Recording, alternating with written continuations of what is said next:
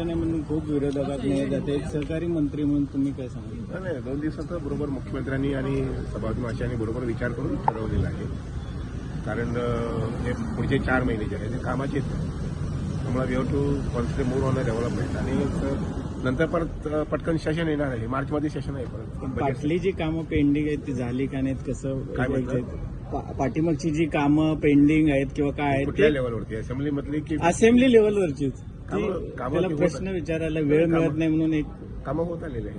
प्रश्न विचारतायत. अनेक विषय म्हणजे आणि महागाईचे दुसरं म्हणजे सगळे आमदार they are very sensitive as far as their development of their constituency. कळलं काय? त्यामुळं असेंब्लीमध्ये विचारून ते होतं नाही असं नाही, पण तरी पण ते pursue at there level with various departments. रस्त्याची कामं असू द्या, वॉटर सप्लायची असू द्या, WRDची असू द्या, पॉवर सप्लायची असू द्या.